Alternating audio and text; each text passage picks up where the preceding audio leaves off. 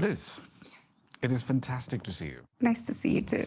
We've been seeing the countdown on LNN. We've seen it on your personal profiles for the last 80 days. And there's been a lot of speculation. What is she launching? What's this countdown about? What are we putting into the market? So now we have you here. Tell us. Yes, so, at the network, we have nearly 2,000 members. So we've been sending out newsletters and asking people to guess. And we'd hear things like, oh, Liz, you're launching your own media station. That was cool. Entrepreneurship 101. I know, right?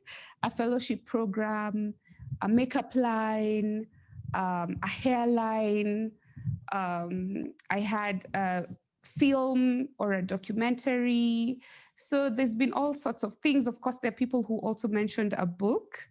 So I'm really excited that it's out now. The cat is out of the bag. I feel really excited. I can't believe the journey is over, or we've finally launched it. So many years ago, when you were both still in, the media business, if you'd said that you're going to write a book eventually, I probably wouldn't have put money down on that. But you did, in the middle of a pandemic. So let's start there. Why write a book and why focus on these stories? Okay. I'm very strong on mentorship. And last year, August 17th, 2019, I launched something called the Liz Ntunjira Network. It's a network where we provide a platform for young people to engage, to be coached, to train, and we do have a mentorship program. And it hit me, oh, wow, we're going to clock 1 year in August 2020.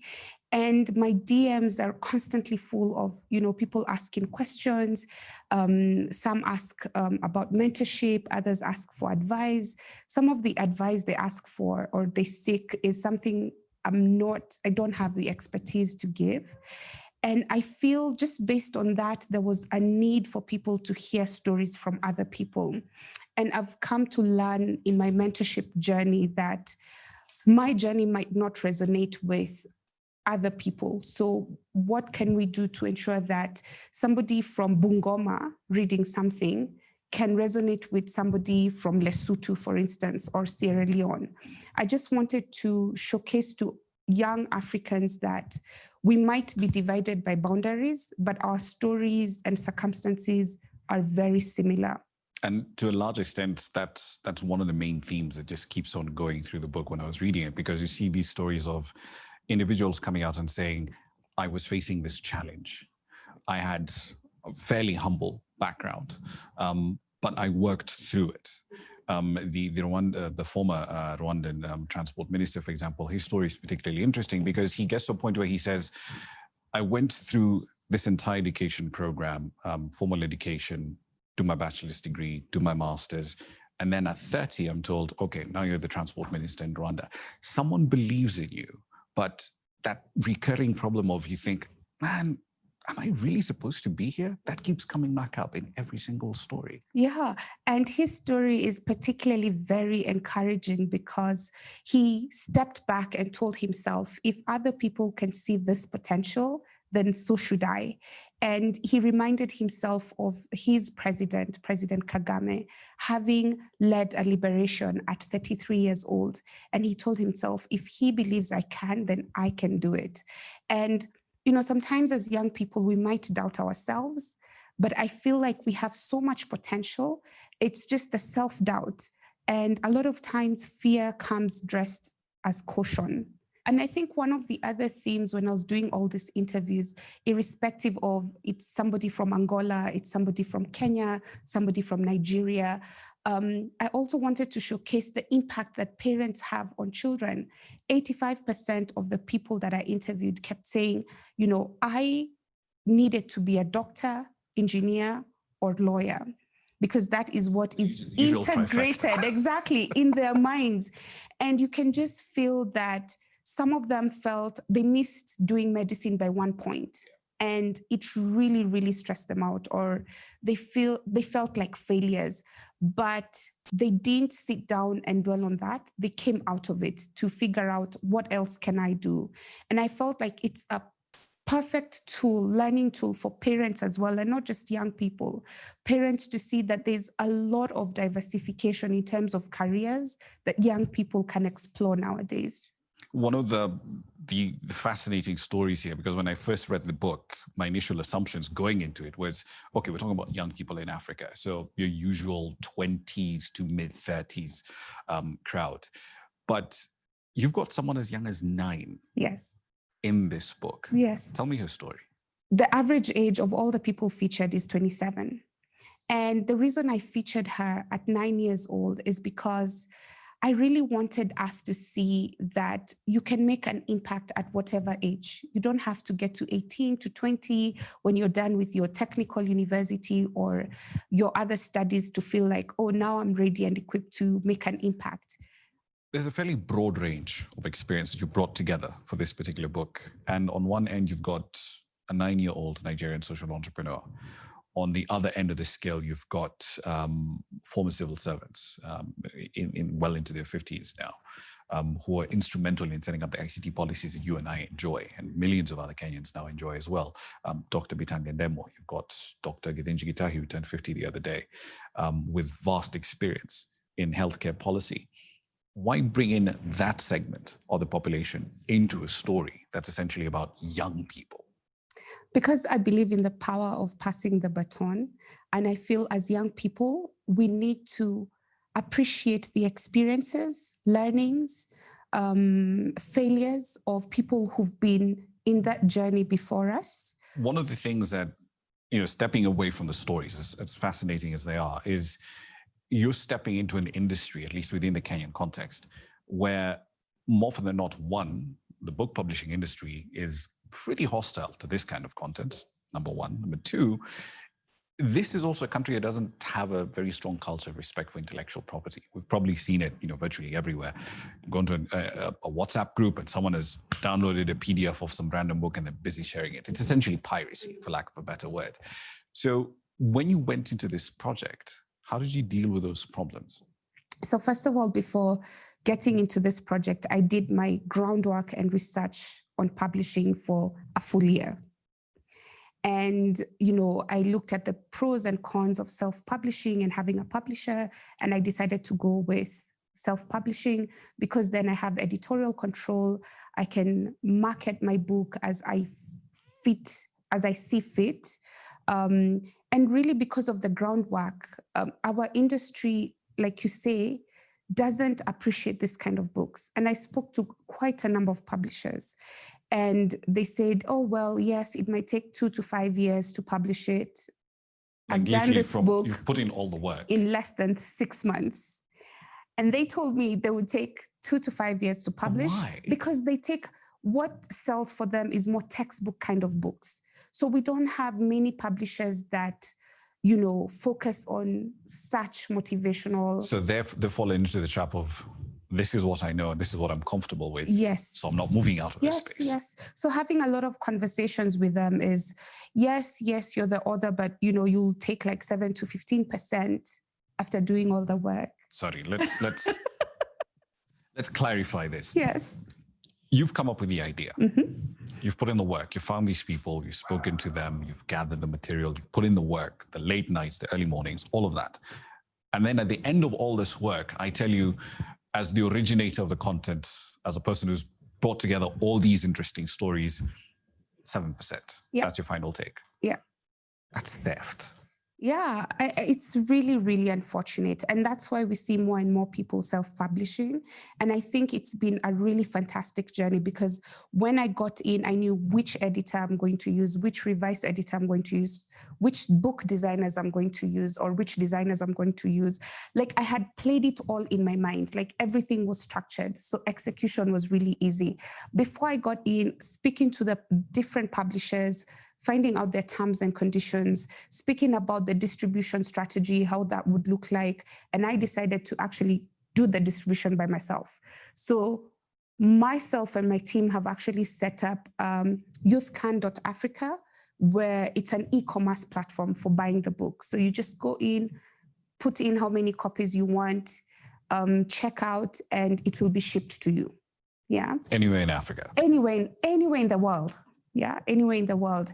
And all of this is entirely done here in Kenya. Everything It's is Kenyan talent, Kenyan hardware, made. Kenyan businesses. Yes. Because people will say, yeah, but you're dealing with the digital generation. Are you ever going to get into the digital space and provide this perhaps on Amazon Kindle?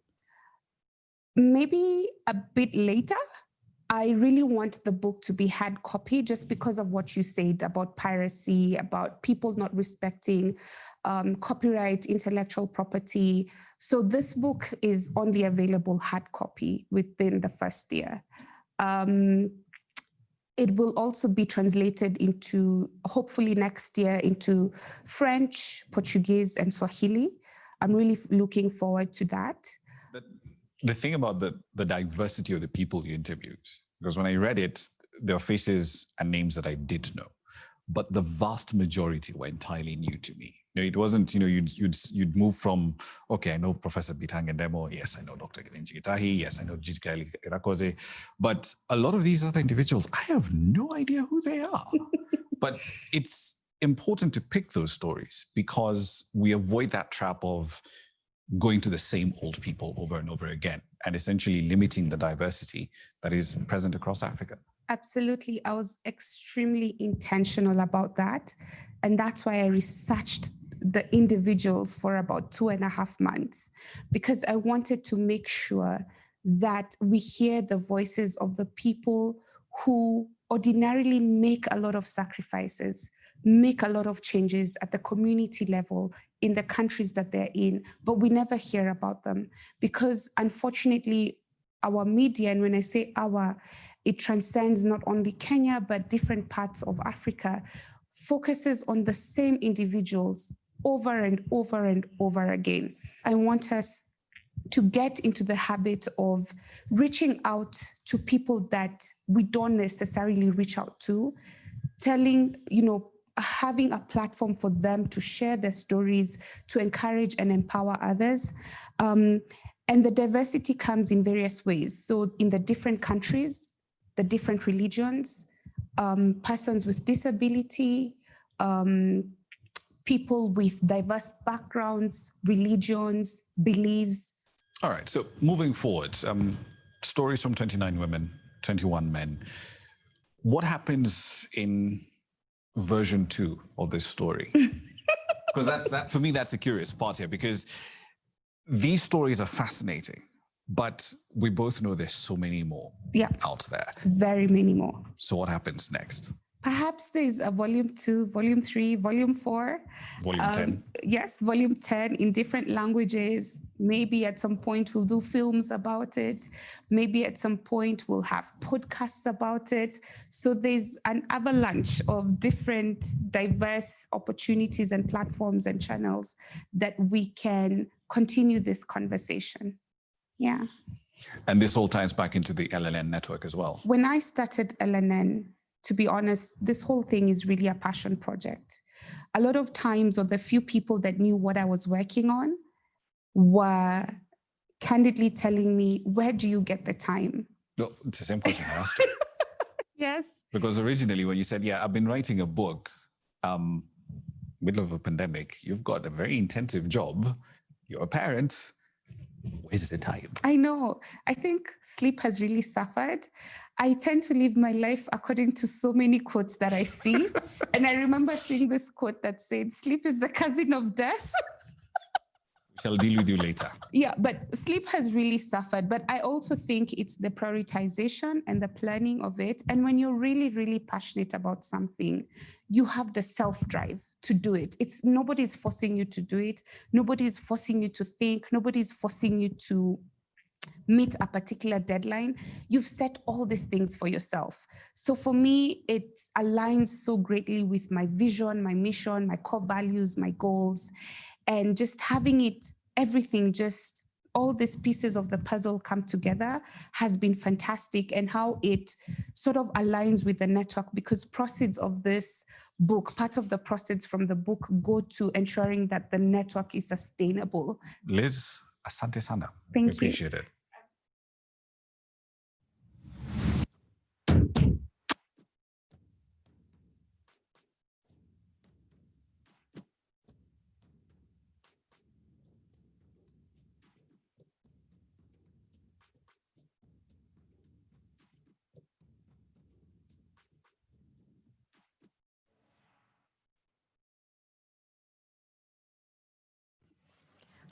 I'm Dr. Natalie Bititure, and I'm from Uganda. My thoughts on the youth leadership in Africa. I think the young people need to step up more. We need to become our own leaders. We need to learn about leadership. We need to learn from the generation before us because we have so much potential. I believe the youth can. My name is Faith Jahera and I'm from Kenya. Youth leadership on the continent is visible in the ways that we yearn to continue coming up with solutions for everyday challenges and also in the ways that we celebrate the milestones that we have made. I believe that young Africans with the right support can be trusted to do what is best for the continent and her people. I know that the youth can. Hi, my name is Tanya and I am from Mauritius. My investigations across Africa have opened my eyes to the various societal scourges faced by the youth. Female genital mutilation, sexual assault, and lack of menstrual products are just a few of the barriers hindering young girls' progress. Likewise, the patriarchal society pressurizes young boys to man up, thereby leading them to develop numerous mental health issues due to repressed emotions. I know the youth can. Hi, my name is Pauline Kiraithe. I'm from Nairobi, Kenya. I'm the founder and director of Talent Gurus at 254. At 254, we believe that there's a genius in everybody. I have been a HR practitioner for the last 25 years. And one thing I noticed when I was managing people is that if you do not operate from your area of passion or talent, work as well as life does not give you fulfillment, and it's very hard for you to achieve your level of greatness or genius. My name is Graça Sanchez from Cape Verde. I want to thank you, Liz, for the opportunity to be part of this wonderful project. You are an example and you are an inspiration for me. For me, we must find a way to strike a generational balance because we are all important and worthy to leading. I know that the youth can. My name is Eno Essien and I am from Nigeria. Young people are already contributing to the resilience of their communities, proposing innovative solutions, driving social progress, and inspiring political change. Some of the potentials of African youth is that some have good education and many have good ICT knowledge. Some of the barriers will be the harsh political environment, the inadequate infrastructure to support entrepreneurship. Accountable leadership remains one of the biggest challenges to development in Africa. Leaders in Africa have not always responded effectively to the needs of the continent, but there is hope in the rising generation of youth who could play a critical role in building accountability for successful economic transformation, representation, and public service. I know that the youth can. Indeed, the youth can. I'm really, really excited about today. I have no words to express this. I'm really, really excited. We've been looking forward to this day for a very long time.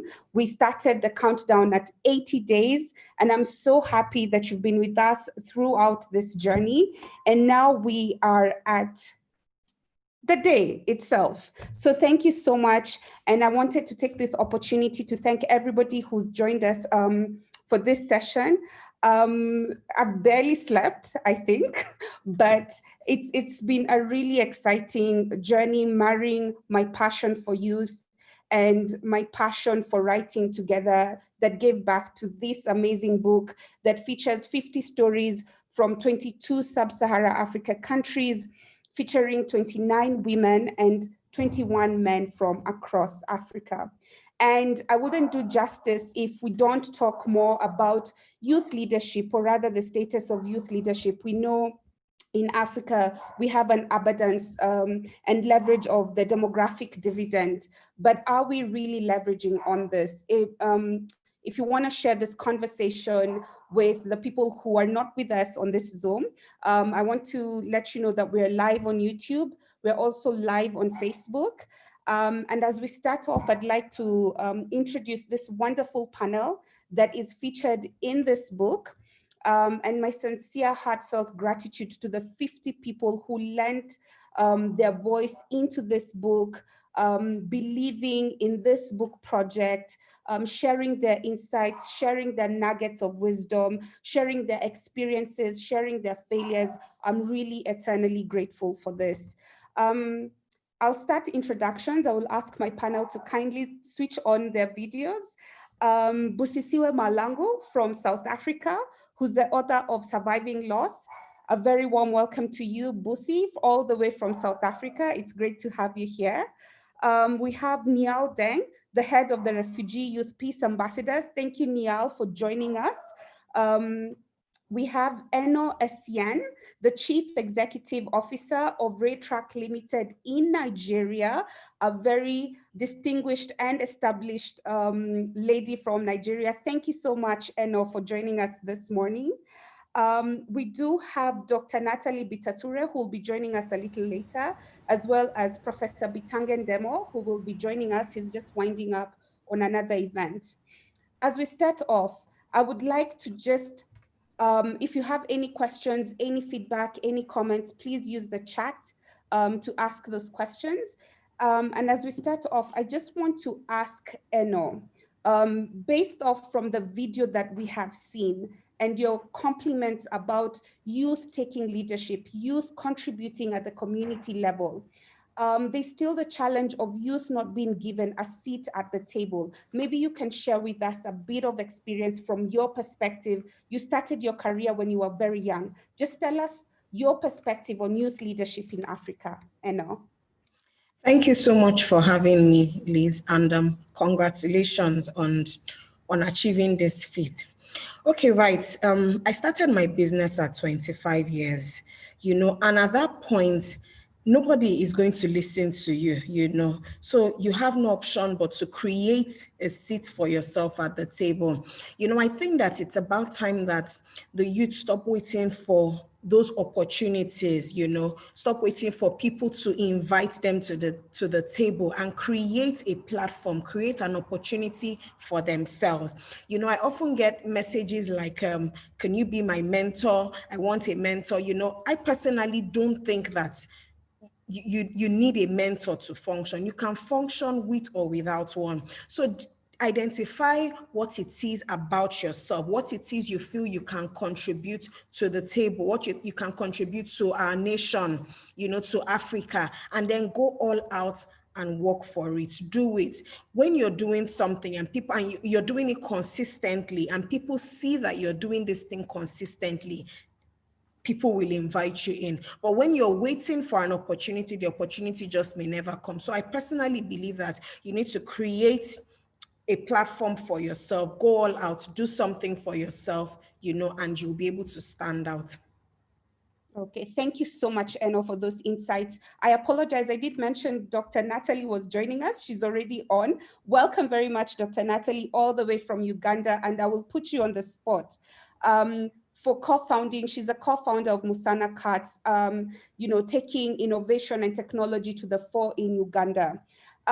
Dr. Natalie, if you can tell us more about youth participation and youth leadership in Africa, particularly when innovation is brought to the fore. Thank you so much for having me, Liz. And congratulations, the big day is finally here. Yay. Very exciting. I'm very proud of you because the youth need this kind of inspiration. They need these stories. They need this book. We have to encourage them. In the field of innovation, I'm sorry I'm biased, but it tends to be the youth who are out there innovating.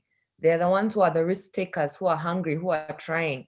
And so we really need to encourage them to participate. Unfortunately, in Africa, we don't have a supportive ecosystem to the youth. It's hard for them to find the skills, the mentorship, the capital, how to grow, how to scale.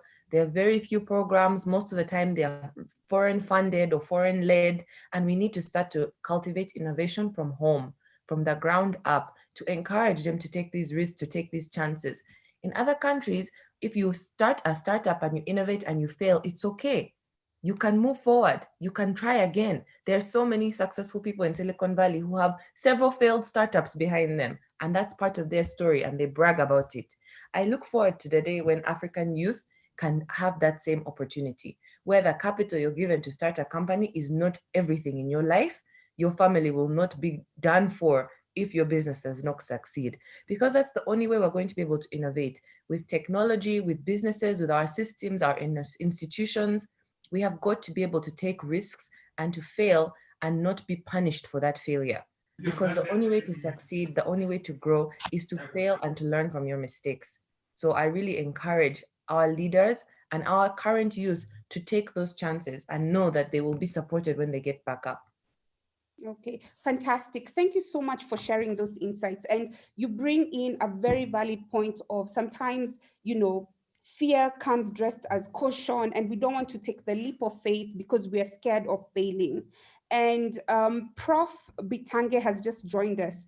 Prof, if you can tell us, you know, I recall one time we had you on a panel and you did mention, you know, in as much as people fail, you're starting, the next time you start something, you're starting from a point of experience. If you can tell us more about youth and the fear of failure, Prof, because I know you work with a lot of young people at the University of Nairobi. Thank you. I've actually been talking to young people this morning on investments, on innovation and other stuff. If you read the story of the founder of Kentucky Fried Chicken, he failed until he was 60. I mean, he was just, but he kept on trying until in the end he succeeded. That you can fail several times, but from every failure you learn. Just like Daktari has been talking about, that we don't, our systems don't encourage failure at all. Even culturally, we don't encourage failure. But everywhere you have seen, even Boeing itself, they failed in 73, the plane that now they have decommissioned after making 4,000 of those. And they continued. Now, if you look at the new one they have brought, the 777X, it's probably going to be the best plane. They learned from the mistakes they made from the previous one, which caused a lot of pain. This is what we must begin to understand. And you can't start a business and assume that it will continuously succeed. Because what happens when you start, others see their replicators who replicate what you have started. Meaning that you are now in a race that somebody called Schumpeter said, when you have created a new enterprise, everybody's looking at you or looking to kill you. So what you need to do is that at every time, I mean, at certain times, you need to destroy yourself consciously and recreate yourself. That's how you remain to become a sustainable enterprise. Otherwise, if you sit back, and that is what we refer to as innovation, that continuously you have to come with a new product, and then this new product, of course, other people would come in to compete with you, and when there is stiffer competition, you change yourself and create. I like to give my students a very simple example. If today you are the only one selling bananas in the city, you can charge anything. I mean, the price can be very high. Then 10 people come selling the same bananas. What the best strategy there is now to tell those people to bring more bananas, you begin to make banana smoothie, which is a totally new product, which you can put bigger margins. And if they are able to make that, you totally destroy that and they begin to make banana bread.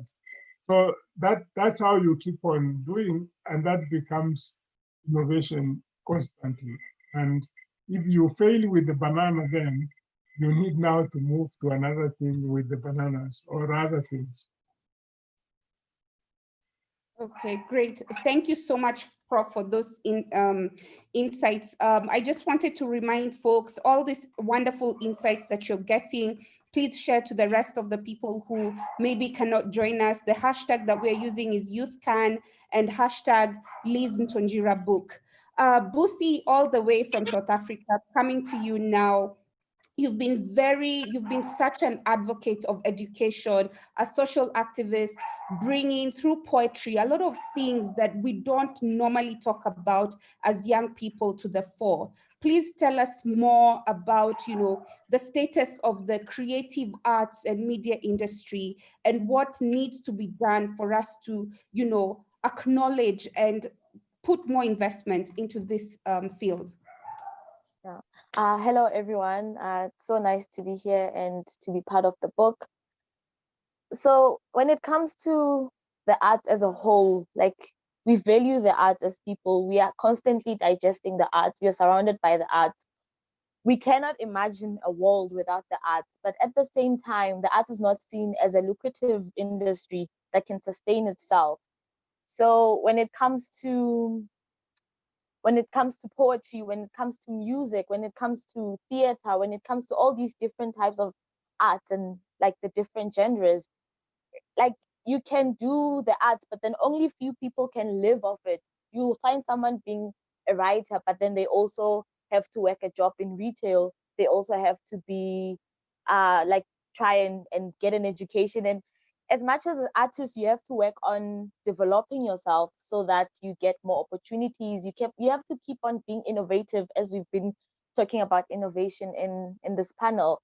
You have to keep being innovative, but there is also a limitation to it, to what kind of opportunities can you access. You can bring yourself forward and say, this is what I create, this is what I do, and people can see you, they can see the work, but if there aren't any opportunities to support you and to help you grow, then it just becomes art people digest, but that cannot feed you.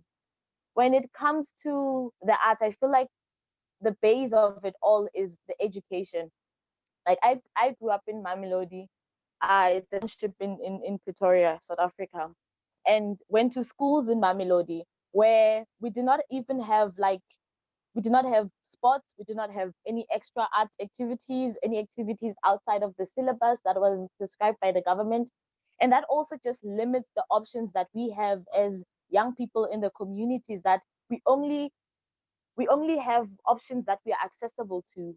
We can only dream as far as what we see like ahead of us. So I feel like if we want to improve the state of the arts, we have to start at the base, start at education, make sure that each and every child can access the arts, and they can know from a very young age that this is something that you can go to school and study. This is something that you can carry forward as a career.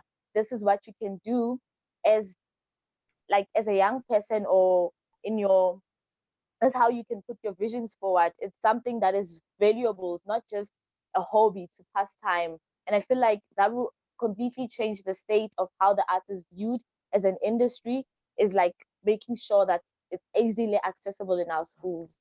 Yeah, thanks. Yeah, that's really important. Easily accessible in our school, and we need to move away from looking at the arts and the sports as a hobby and more like a real investment and a real career direction. And for youth development in Africa, I think stability is really important. And Niall Deng, originally from South Sudan, has been such a voice for young displaced persons. And, sometimes your optimism, Niall, and the passion you have for life really is so amazing. I want you to just, because when I was doing your interview, you did mention, the initial stages, the instability in the salient stages, where you had to move from, South Sudan to Ethiopia, then again from Ethiopia to Kakuma camp. Just tell us how, peace and stability can really impact to the youth in Africa. Thank you so much, Liz. It's really an honor to be part of this incredible project. I've never experienced anything hard in my life which is more traumatizing than being forced to flee your home. That is an experience that, young people who have gone through, bear those scars, of war and conflict for the rest of their life. And I've seen young people, bearing the heaviest and burden and the most heaviest burden of war. So armed conflict, affect all aspects, of our lives, economic, education, welfare. Young people, who are, locked in, conflict affected area, are not, are not able, to have access to opportunities, that will enable them, to rebuild their life, to thrive. They have very limited access to, employment opportunities. There's, limited access to education. And I think stability is a key. Looking at peace, I believe that, peace is the fundamental of developing a nation. And a nation cannot really develop, if it is not peaceful. And when I was fleeing my country, I'm not the first to encounter displacement in my family. My father was displaced from South Sudan during the Sudan Civil War. He had to move to Ethiopia. And looking at it, I see young people who are very young, picking guns. Others did it, willingly. Others were forced to do so. And I made a stand in life that if young people are not too young to fight, they should not be too young to lead, and be part of a peaceful process. And that is the work I try to do every day, to empower young people, to own their voice and be part of a peaceful process, because they have a very big role to play in this. This is the future that is in stake. And I believe that having more young people, in peaceful, processes will help, in bringing most of these places to stability, which will be a key, toward developing, the next power force of Africa. Okay, great. Thank you so much, Niall, for those insights. I think one of the things that you really work towards is to ensure that people stop perceiving, refugees as a burden in the countries, in the host countries. And one of the things that you're advocating is for people to value and see refugees as persons who can contribute to the development agenda of different countries. Tell us a bit more about that. Yes, Liz, that is something that is very true. So many people, see refugees as economic burden, but from studies that have been conducted, by different universities and different researchers across the world, refugees have so much to contribute to the new, communities. They contribute economically, socially, and also, in so many different ways.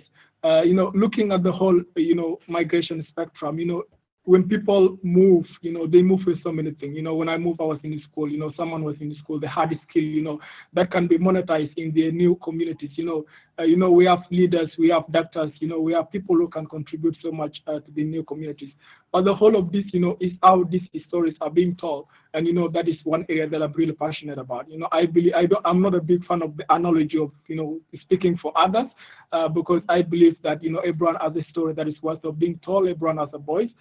So when, we try to reshape how we tell the stories of refugees, move away from images of suffering and devastation toward the stories of hope, toward how people are contributing to the new communities, I think we're able to change how people perceive them. And also, that will give, an opportunity for people to welcome refugees, to table, to look for solutions, and also to amplify solutions that they came with, that cannot just, help refugees, but also the host communities. And we have seen a lot, in Turkana, where I've lived for the last 10 years. I have done so much in my community. And I'm very proud that I've not only contributed to the refugee communities, but also to the host community, because I believe that, after all, it is all about us. We have seen COVID-19. It has told us that, none of us is safe until all of us are safe. So I think it is, an opportunity we move away from, all these barriers that divide us and come together and find out, how we can move towards, a more peaceful and prosperous Africa. And that cannot happen if we leave no one there. Perfect. Now let's move to something that I think comes up in each and every panel when we're discussing matters about youth, and that's something to do with youth unemployment. We've seen the rates continue to come up, particularly now during the pandemic. There's been a lot of, different initiatives set out by different governments, but then we are yet to see things actually happen on the ground. We are yet to see young people being given a seat at the table.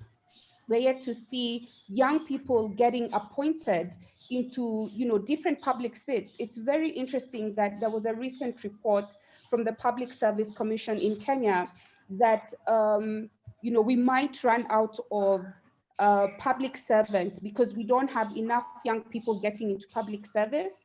And I recall a headline from the Standard newspaper, one of Kenya's leading newspapers, that said 9 out of 10 public servants or civil servants are over the age of 46. And we are faced with a particular burden here. And I feel like there's been a lot of lip service. Since I was 5 years old, I think I would hear the youth are the future of Africa. This tomorrow never comes, or this future never comes.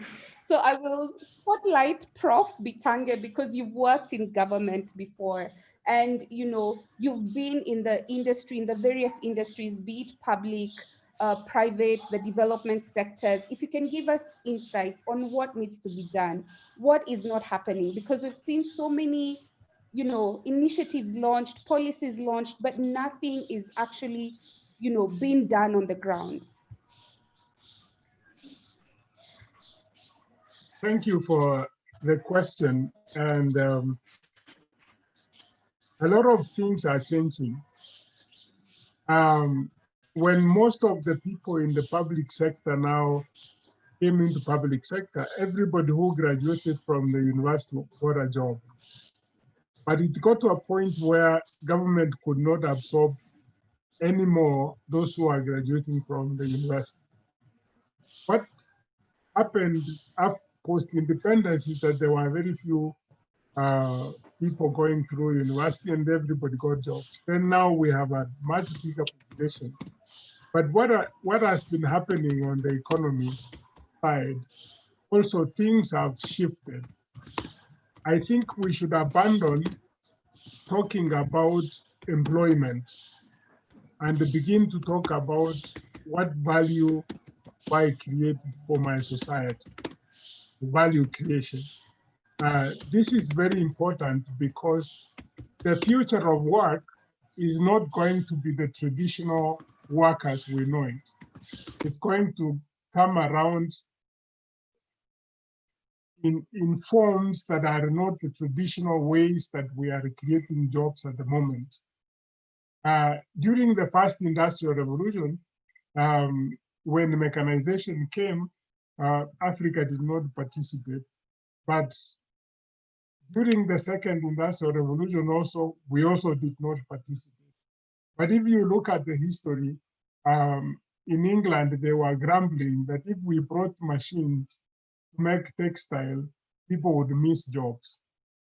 The same narrative is going on, that if we adopt new technologies, it would kill the jobs and nobody would make any earnings from the job. We must stop that completely and ask ourselves, what are the opportunities in the emerging fourth industrial revolution?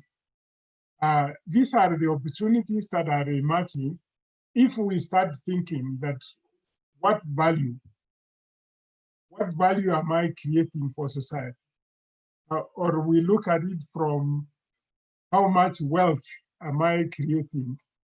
A lot of young people can create wealth in billions. And that is what Posizwe was talking about in terms of art. We are consuming foreign content. We have forgotten to develop local content, which creates wealth and creates value to society in terms of our cultural upbringing. Nobody's doing it. We're being brainwashed by the content that is coming from other parts. Those are millions of jobs.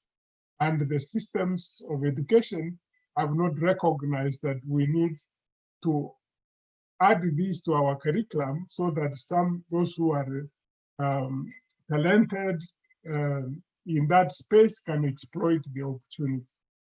Then these new technologies that have come have millions of opportunities.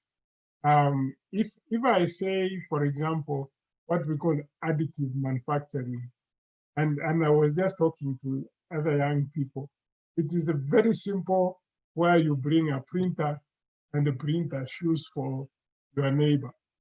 It would create several jobs in terms of manufacturing, several jobs all over the place. That is value creation. That is also wealth creation, but it is not what you call employment. Yeah. Then we have artificial intelligence. Let me speak about it because it's the one that we hit most with respect to destroying jobs. And then I talk about another one called blockchain, so that you understand that we are in the process of creating millions of opportunities for wealth creation. It may not be employment, but we may create a lot of opportunities for wealth creation. Artificial intelligence, we can use it to predict what we can gain from agriculture, for example. In the past, you planted and hoped that God would help you, the rains come, and you harvest optimal from the land that you're using. But now you can actually ask questions, how can I optimally utilize this land? And then you can get predictive data to tell you that the rains would come in February, you need to plant 1 week before the rains come. This is the kind of fertilizer you use. This is how you would look at this, and this is the outcome. This would enable youth to begin to plan that if I have 50 acres, which is idle, or 5 acres, which is idle, what would I put there to get something that is gainful in terms of contribution? We would get that. The same technologies in the 4th industrial revolution can help us to streamline the supply chains locally and link them to global value chains. And that also creates opportunity for wealth creation. So I keep on preaching this so that people begin to understand that let us move from employment to wealth creation and the value creation to our nations. And that would change the narrative from young people getting it. Of course, in the public sector, like in Kenya, they have no choice. They are going to hire young people. The opportunities are opening in that space. Those who are lucky to get something called employment, let them do it to their best. But most of the young people would work around value creation to the nation and also wealth creation, which is a totally different narrative. Okay, I really like that. For us, moving into wealth creation and value creation.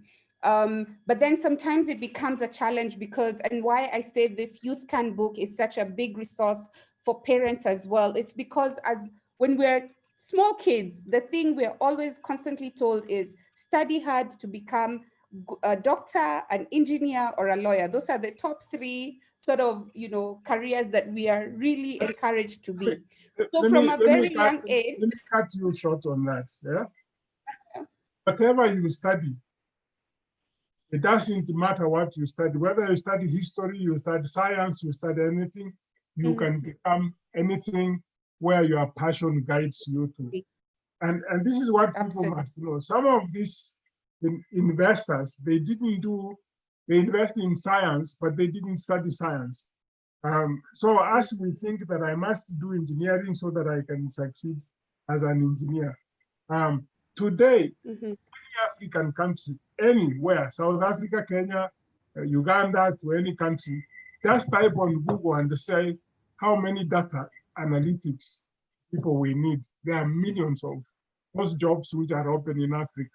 Nobody's applying because everybody studied law, engineering, and whatever. But how do they do the jobs? Absolutely. They must remember that learning is a lifelong game. They need, whether you did history or whatever, you can come back and do data science and do such a job.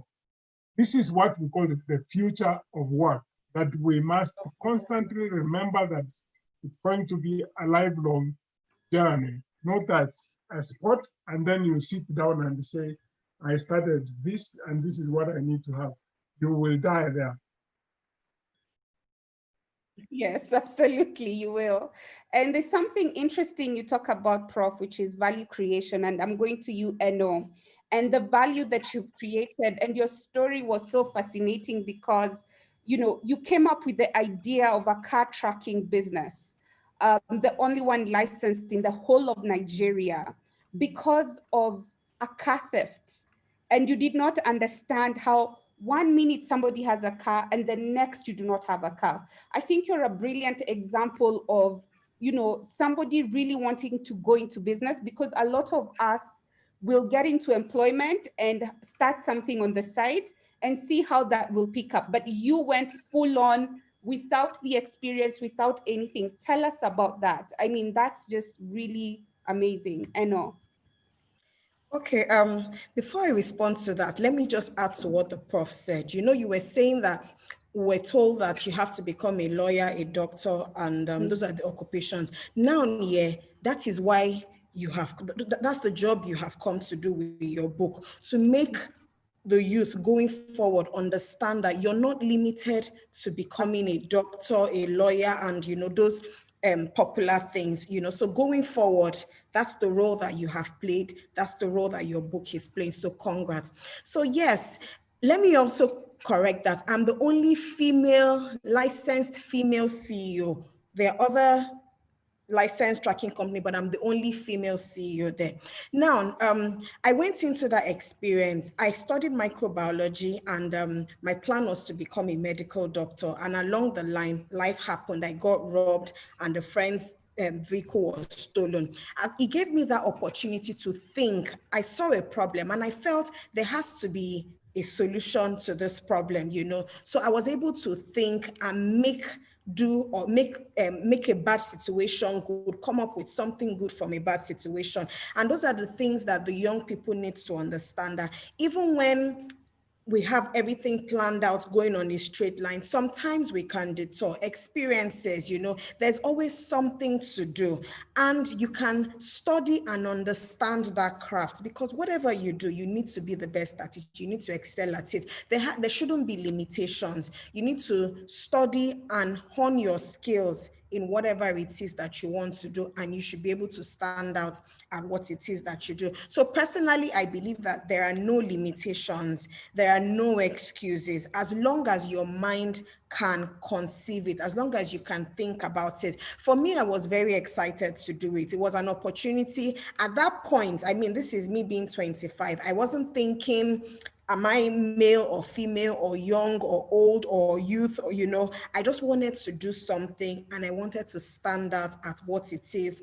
that I'm doing. And this is 13 years on, and I'm proud of myself to be able to say that, yes, in the last 13 years, have I achieved that which I wanted to do? Yes. And there's still so much that I can do going forward. So yes, the youth can. And what are some of your insights in terms of, for young people, when they identify, this is the business that I want to go into? Should they have a comprehensive business plan, or it's something that you learn as you go? You learn as you go.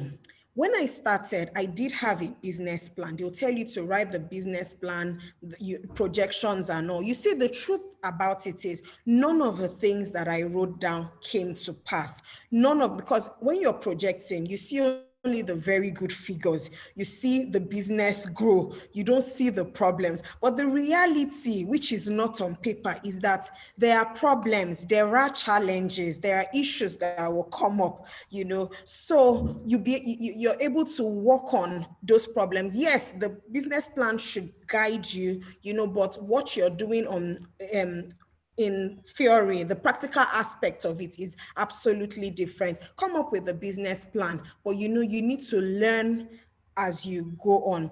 In my own case, I had no work experience. So all the things that I have done, all the things that I've put in place in the last 13 years are things that I have learned on the job, and ask questions. I believe that it is important to ask questions in a field where you have absolutely no experience. The man who asks questions is much more intelligent than the person who just keeps quiet and gets choked along the way. So you learn in the course of the job or in the course of the business or the field that you're going into. You learn some things that I learned 5 years ago are not very relevant right now or in the front burner. I mean, no knowledge is lost, but it's not in the front burner of what I'm doing now. So you learn gradually as time goes on. You continue to review your business plan, you add, you deduct, you get better as time goes on. But what the plan you have, you cannot stick to it, and you cannot wait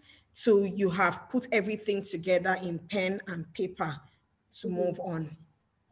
Brilliant. Always ask questions, always be curious, and most importantly, be flexible and agile, because the circumstances around you keep changing. Dr. Natalie, Musana Cards is such an innovative, interesting approach in dealing with street vendors. And one of the most fascinating things when I was watching your pitch, which by the way, I think should be a standard example of how pitches should be done, is the part that you speak about climate and how, you've integrated, yes, it's technology and innovation in the front, but you've also brought in the aspect of climate action or climate conservation by use of solar, of having the carts powered by solar. Tell us more about that and why climate, action is really important for this day and age and for the generations to come.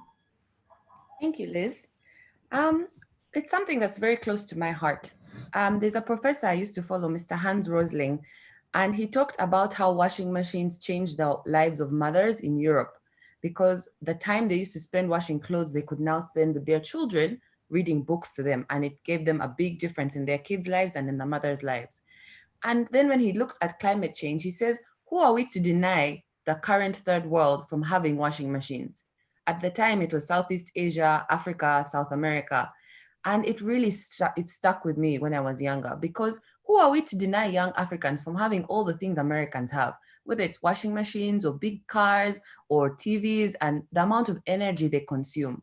But if we all continue on that path, we won't have a planet left. So I hate it to be our problem, yet Africans are the least contributors to the problems that have contributed to climate change. But the truth is, it's going to be our problem. It's going to be our children's problem. We can already see the devastating effects of climate change and how it's affecting the weather, it's affecting crops, it's affecting people's lives. When I see Africans drowning, trying to reach Europe, it's heartbreaking. And these are the effects of climate change already today. So I feel like we have to take the higher ground. We have to be the ones to say, we are not going to follow this path where we're going to consume, we're going to use these diesel cars, we're just going to do things. And the way we import cars that are now illegal in Japan, just send them to Africa. We are not a dumping ground. We cannot perpetuate the problem. And because of our population, anything that Africans do, the impact it's going to have on the planet is going to be immense. The rate at which we're growing, if there are now almost 2 billion Africans that they project for the next 30 years, all decide they want SUVs and washing machines, there's no hope. Our kids will not see the nature and the beauty that we have all been blessed to grow up with. So we have to think about it now. As Professor Bitange says, planning is forever. We have got to start to think about the future now. We can't just be the Africans who think of today. We have to be thinking about tomorrow and the next 10 years and the next 100 years. So we need to think about these things in our innovations now, which is why I'm such a big advocate for social business, because social businesses positively impact your community and the planet. We've got to think about both. We can't say we're in Africa as we don't have climate change. We see it and we feel it. We can all see the difference in the weather from when we were children, just at our young age. So now imagine what world our children will grow up in. We've got to be there and be part of the solutions. We've got to be part of the conversations, part of the policies. We've got to be educating our kids. We've got to be educating our peers. We cannot keep contributing to the problem when we are well aware it's a problem, because our contribution is going to be an even bigger footprint. And if it can be a footprint in a positive direction, let it be the story that Africa saved the world, guys. Let us do that for the planet. Let us be the ones who took a leaf and from the climate activists and changed the way we were doing things from the beginning. In so many sectors, Africa has leapfrogged technology. When you look at mobile money, Western countries are just now learning how to send money through their phones to each other. We can do this because we don't have to follow in their path.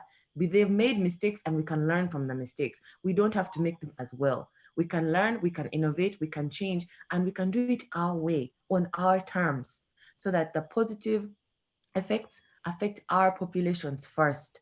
Not that the Americans are using so much energy and doing all these things for the climate and it's Africans feeling the burden and the pain and the suffering. Let us turn the tables, because we do have that power and we have that ability. We just need to try. We need to educate ourselves, educate our peers, and then have some support in each other. Build strong systems that can support African innovation in the right direction. Yes, indeed, Dr. Natalie, we can do this. Very purposeful for me using the youth can on the title of the book, because we have the capacity and capabilities and the skills and the knowledge to be able to advance Africa and to push the African agenda forward. As we move on, remember you can find the book on www.youthcan.africa. And I want to say a big thank you to Elisa Otemba for being the first person to order the book via the website. Thank you very much, Elisa. Now moving to issues of education, because I know education is very important. As Prof had mentioned, we never stop learning. And Busi, I'm coming to you in terms of a very vibrant campaign that you took part in of the reduction of school fees in South Africa, because the book has a diverse number of people, people who've done PhDs, people who've had to drop out of school because of different circumstances that they found themselves in.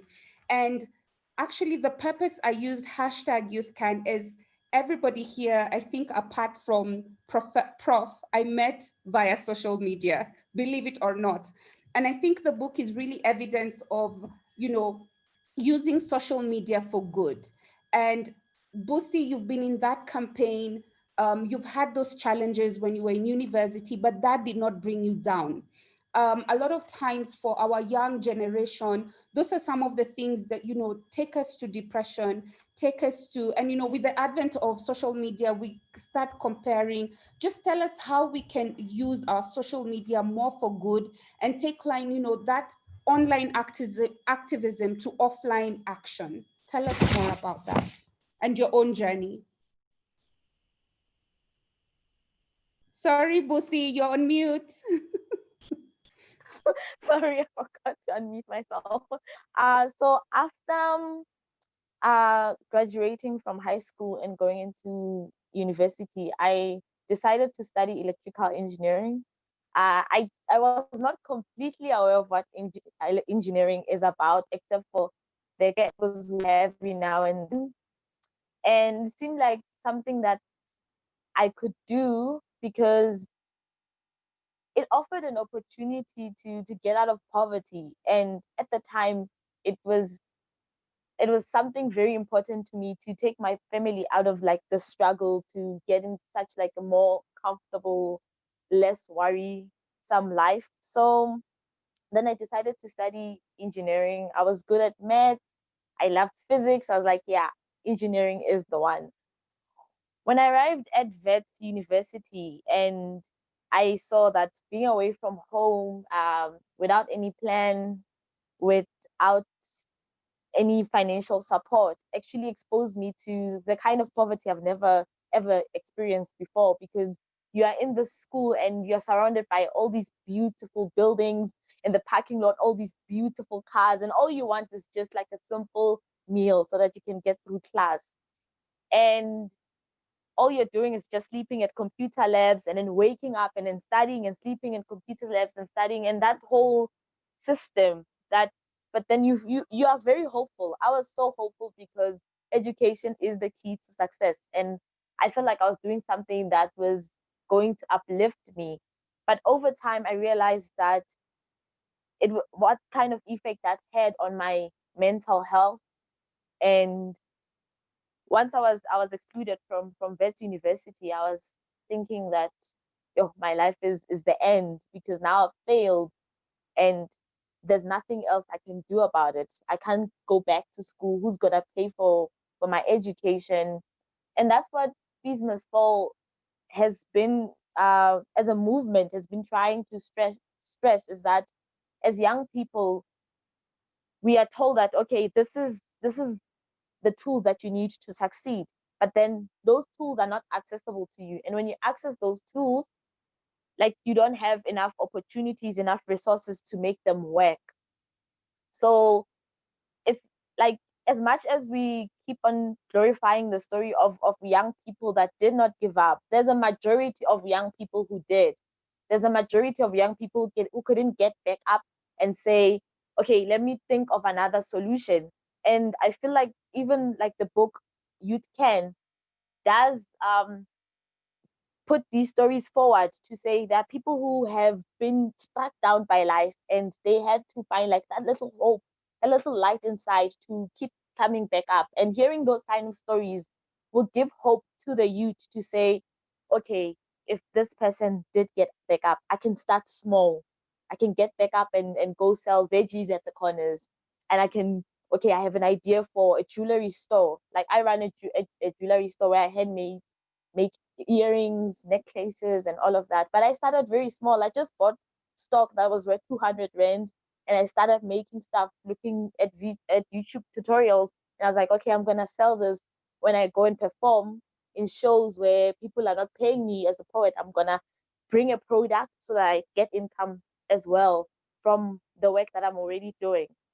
And I feel like that was inspired mostly by seeing how people have been starting their businesses, how they've been funding their ideas from nothing, starting very small, that little hope. You just need a spark, and then you keep on investing, keep on feeding it energy, and then it will grow. It will become like something that is very like bright, and people will be amazed when they look at you. They'll feel like you've always been successful. But then that's why we need to keep hearing these stories to know that this success has not just been linear. It's so much work went into it. So much work went into making this happen. When it comes to social media has, wow, it's such a big platform. It has so many people's lives. Even here in South Africa, there was a tweet by Akia, this young lady from on Twitter. She said Ujiwa King, which she was asking people, what is eating you? What is stressing you? And people kept on replying, I need my fees paid. I need something to help me. I need some food. I have business idea. I need help, guide, and push and whatnot. And people have been like voicing out their concerns, their needs, their ideas, and it has created a whole community of people showing up and say, oh, okay, you have a degree in engineering, you are looking for a job, I have a company, blah blah blah, this is where you can apply, and it like flow of information was kind of quicker than it used to be. And that's why like social media, as much as it can be such a negative space sometimes, you decide as a young person who you follow, what kind of opportunities you want to place yourself in, what are you digesting from social media. I feel like sometimes we get so caught up in the Instagram life and seeing people living fancy life, driving SUVs. We forget that we need to follow people that inspire us, that help us change our lives daily. You need to see people in action. That is the kind of activism that I feel like it's also like covering activism, like the kind of information you want to digest. That's also a kind of activism that you're doing for yourself. You are helping yourself. In that way, it also helps you move forward and have a bigger impact when it comes to your activism. Be surrounded by people who have these kind of conversations, who see these kind of conversations as crucial and important. And then that's how you move forward, finding people that speak the same language as you, who also challenge you and your work and what you bring into this world. And I feel like, yeah, social media it's like, I love social media. Once you figure out what you want from social media, you've cracked the code. Indeed, Lucy. Once you figure out what you want, you crack the code, and you have to use social media for good. And that really resonates and was echoed as well by the youngest person featured in the Youth Can book, who is Grace Busari from Nigeria. She's only 9 years old, who started her own line of Ankara teddy bears. Now, just going to some questions that are on the chat. And we have a conversation here between George and Sheila, who said that there is a seemingly huge knowledge gap among the youth in as far as most continental initiatives are concerned. The AU and other sub-regional organizations have brilliant policy papers and frameworks aimed towards youth inclusion, but all that seems to get lost at the continental and sub-regional policy level. Prof. Bitange, could you just tell us, there is the issue of the knowledge gap, but also where is there that gap between these institutions and the youth themselves? Where are we not talking to each other? Where? I think what has happened, I think maybe God pressed a button and said, I want everybody to reset. Because when people go to AU, create policies, and they never get into the people who need it most, and we never bothered to even organize a meeting like this across Africa and look at these policies and see how can we push in order to see that these policies are realized. This narrative or what is happening now has never happened. So we should be very thankful to COVID-19, which we should begin to now say post-COVID, Africa would change because we can be able to talk to our brothers and sisters in Nigeria and South Africa, in all countries, and begin to take advantage of the policy around Africa Free Trade Area.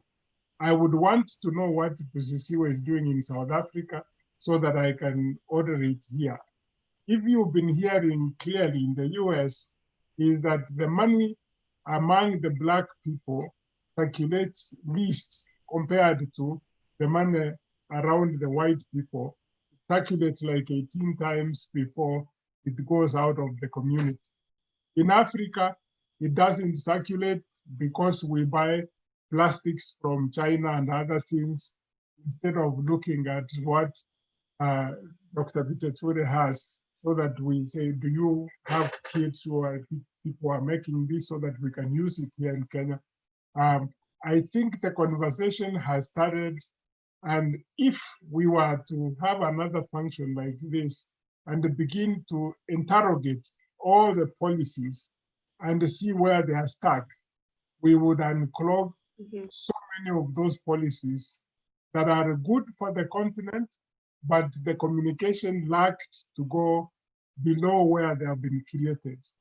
We've been talking about Africa Free Trade Area, but a lot of people, a lot of young people don't know what it is, what benefits it brings to them, and how they can participate in that space. And that can be dealt with if we begin to influence what happens in the social media, for example. We can organize such functions so that we discuss and distill, and then tell them, you can go to your government and ask for this. You can't go asking if you didn't know. But we have an opportunity now because most of Africa is linked. There is connectivity. We can begin to advise one another. We can even get into countries that are at war to talk to young people how we can get out of it and begin to do trade. If you look at Liberia, for example, look at the Congo, the problems there are not local. Those are mercenaries who are interested in diamonds. How can we change that narrative and say we can actually do the work around diamonds and export finished goods? How can we move from sending materials across to the other people outside of most of the materials that go into making perfumes comes out of Africa, but we don't have a brand from Africa which we can pride ourselves with. How can we leverage local resources and the knowledge that is there to create these products and begin to create local jobs and create local wealth and begin to export so that our countries can be richer. This is what we need to be discussing in order to change that disconnect between policymakers and the people. Absolutely. And I think also just having more conversations between countries and not putting ourselves in this bubble of, I'm just from Nairobi, or I'm just from Kenya, I'm just from South Africa. And I think that was one of the things that really inspired me about this Youth Can book. I wanted somebody from Lesotho all the way to Abuja, all the way to Sierra Leone, all the way to Liberia, Ghana, to just know that we might experience the same challenges, the circumstances, but what can we do? What can we learn from each other? Niall, there's somebody in the chat who's really inspired by all the work that you do. They follow you and they really want to know, how does the future of youth look for you, or what is the vision in the work that you're doing that you'd hope for? Thank you, Liz, for the questions. I'm a very optimistic person, and I think maybe I get that from my experience. So I believe that young people cannot afford to be on the sideline. We can never afford to be on the sideline because it is our future that is in stake. One thing I also believe in is that the main challenge in Africa is not war or conflict or whatever is happening. I think the main challenge is Africa, questionable leadership. And I believe that the only way out is not giving tents or giving food to people who have been affected by conflict or famine, but it's developing ethical leaders and social entrepreneurs who will, take lead in their communities and, and be the ethical leaders, that will help toward building a more prosperous and peaceful continent. So one of my main hope, is seeing young people taking the lead in their communities, being ethical leaders, being comfortable taking the back seat. I believe that, leadership is not always being on the front, but being on the back seat, learning from the people we lead and trying to put the interests of the people, who gave us that opportunity first. So I think that is what I hope to see. And also, as you said before, I don't believe very much in questioning leaders. I think each and every one of us has a role to play in this. I think we need to be accountable to ourselves first before we question others. I think we need to be accountable to the pledge we make for our communities, because it is only, when we start, looking into ourselves first, finding out those thoughts and building them, and, not, having, the knowledge of, self-centered leadership, but being people who lead for the community. That is what I hope to see. I hope to see more young people coming out, honing their space and, being accountable to their communities, but also to themselves and, taking the lead. Okay, thank you so much, Niall, for that. There's a comment here from Sheila Ochieng, very powerful insights from an earlier conversation, the insights that Dr. Natalie gave. And she goes on to say, in Africa, there's very little participation in matters concerning climate justice. How can youth make inroads to the green economy in as far as green enterprises are concerned? How can we access funding in this area as business centered on climate innovations are capital intensive? Dr. Natalie, you want to take that question? Sure. It's not easy, I agree. But you'll be surprised. Once you enter the space, you learn a lot and you meet a lot of people. Once I started attending conferences and events around solar power, I realized how small the network was. So very quickly, you get to meet the funders, the policymakers, the innovators, the tech people, and everyone sort of knows everyone. So you need to really be proactive, take initiative, start to read around your subject. For me, it was solar at the time. I spent so many hours reading and researching, and I am not a scientist, and trying to understand, how are we going to cook with solar power? How are we going to make things cold? How will we keep it portable? How do we keep it affordable? So there were so many aspects that we went through, and we ended up calling people, professors in India, speaking to people in South Africa, in San Francisco. The information is out there. You just have to seek it. So something I'm always telling young people is to be proactive. We can't be passengers in life. Set out your goals, make your targets, have a task list. I had lists and lists and lists on the walls and post-its everywhere when we were starting Musana. We need to find out this. We need to read about this. Read studies, read policies, speak to the people. And people who are passionate and in this area are so happy to speak to other people.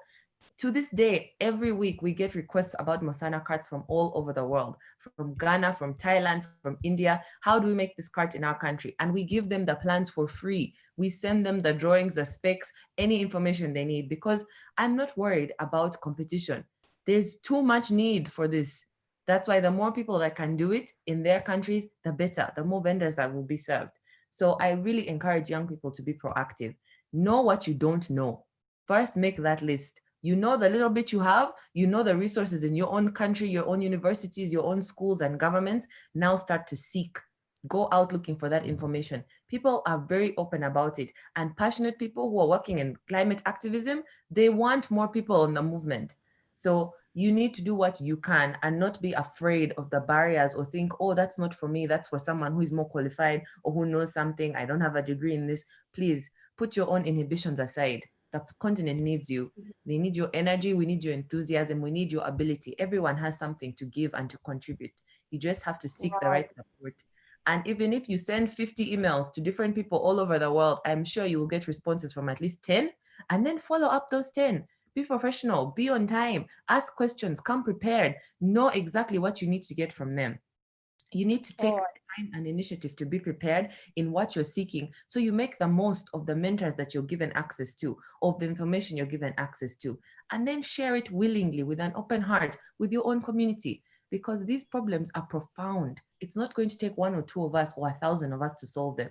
It's going to take all of us. Absolutely. Thank you so much, Dr. Natalie. I think one of the key things you've mentioned is don't be a passenger in this life and ask. Information is power. There's a question here from Kenna Conclaves from Angola. Hello, Kenna. Kenna is also featured in the book, and Kenna is asking, you know, he's had so many projects, innovative in his country, but the challenge is of political instability, which is something that we face in a lot of the African countries that we're in. How do we ensure that regulations are, you know, support the innovations that we want to do? Prof, you want to take that question? Thank you, Kenna, for joining all the way from Angola. Yes, I was in Angola to launch an innovation facility, and yes, there are problems with various African countries, but we must keep hope alive in the sense that there is no country that can move into another country and be able to limit. But as Nehal was talking about, we should allow free movement of people throughout Africa, meaning that even in my country, you are restricted. I should move to another country and be able to realize the dreams, because eventually that is what would help those countries to grow, where politics does not tolerate innovations or innovative activities. I truly believe that these regional blocks, like SADC, like EAC, like West Africa Economic Regions, should move very fast to create open borders. We will never succeed without those open borders. And I think that is what Africa is intending to do. US succeeds because of free movement of people. European Union succeeds because of free movement of people. And this has very strong theories behind that I probably can succeed better in Rwanda than I can succeed in Kenya. And those are theories that are proven in entrepreneurship, that when you move outside of your traditional area, you tend to work much harder than ordinarily when you grow businesses where you were born. So we have an opportunity to change the narrative of Africa and say, if things ought to change, we must allow people to move around. That would sort out this small time thinking of people focusing that because I am within this environment, I will never succeed. And yet you are a very, you would contribute to the entire world. Okay. Thank you so much, Prof, for that. There's a person that says, Eno, thank you so much for your insights. Well said. George is asking, social entrepreneurship, what does it mean and how can the youth tap into it, especially in the African context? Eno, you want to take this question? You're on mute. Can you take the question again? I didn't quite hear. Social entrepreneurship, what does it mean and how can the youth tap into it, especially in the African context? Okay, well, entrepreneurship basically is or an entrepreneur is someone who identifies a risk, you know, who identifies a problem and goes all out, takes the risk to solve the problem. That's basically an entrepreneur. So George, I would say that identify a problem. There are problems in Africa, you know, and yes, the government is playing its role, but sometimes we can't continue to sit and wait for the government. We need to go all out and do something. So identify a problem. In my own case, it was a security problem.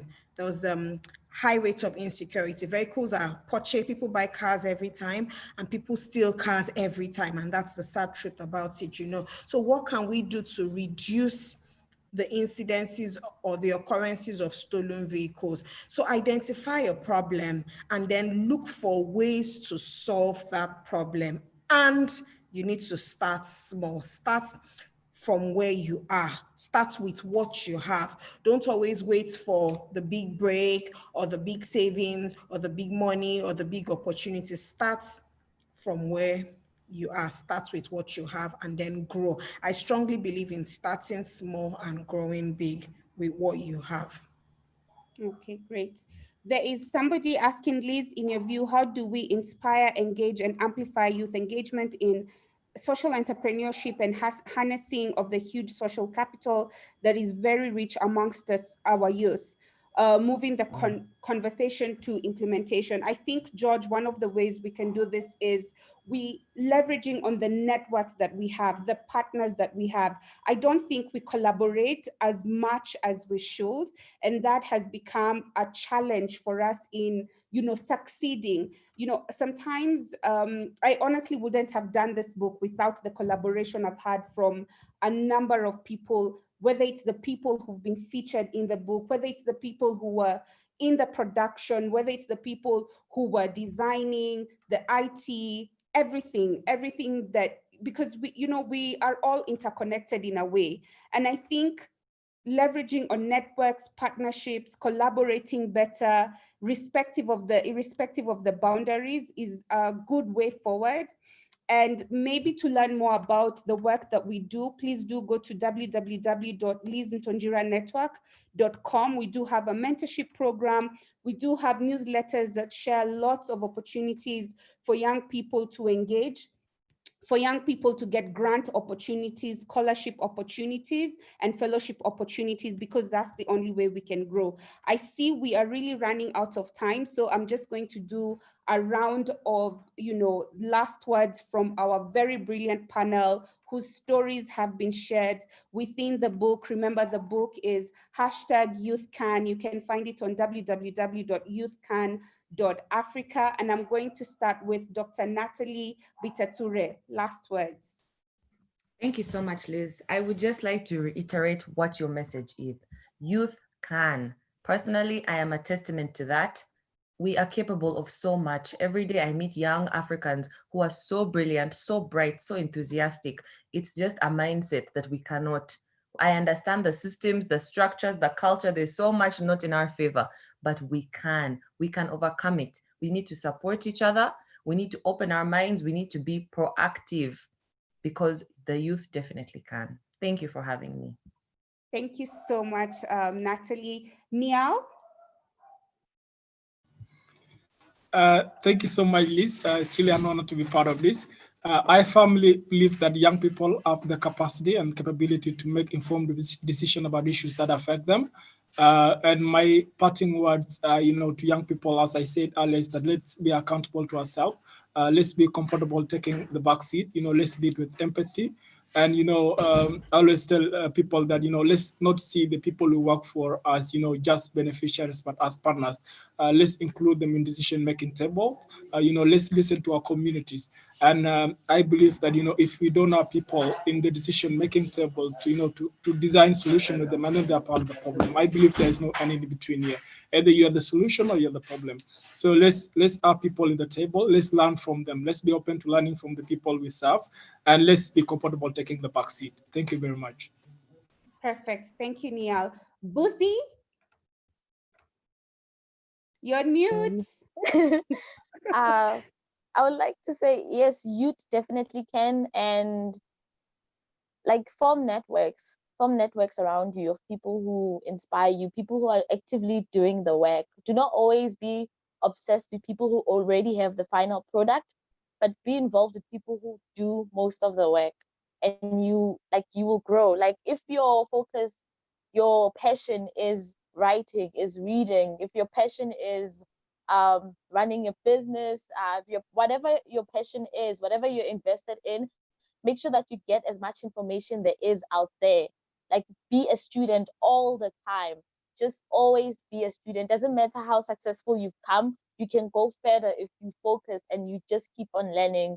I would like to leave the last word from my book, Surviving Loss.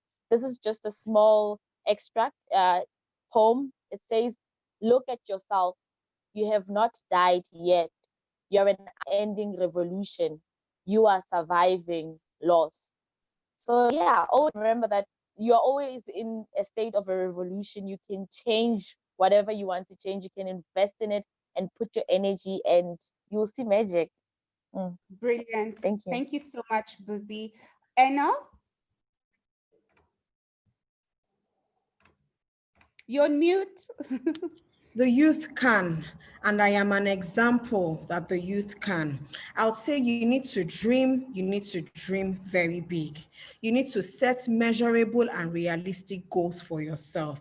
You must celebrate the little successes and milestones that you attain. You must learn to clap for yourself because you are enough. There will be challenges, but do not allow the challenges stop the vision. Continue to remember why you started and do not ever give up. Wow, thank you so much, Eno. Prof. Bitange. I want to thank you for this because it's going to cause a revolution across Africa. This is the first time we are talking as Africans.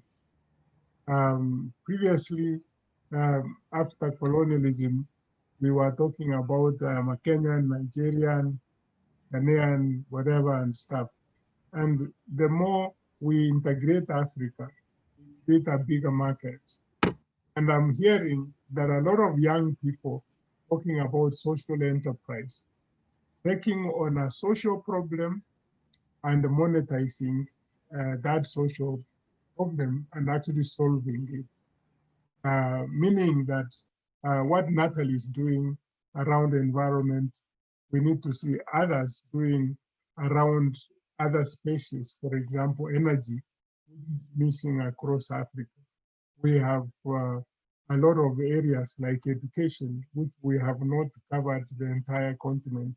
These are all areas of social enterprises where we can create a bigger contribution and let us flexible in our thinking and think more about the value we create to our people and how we can create wealth for ourselves and stop complaining about unemployment.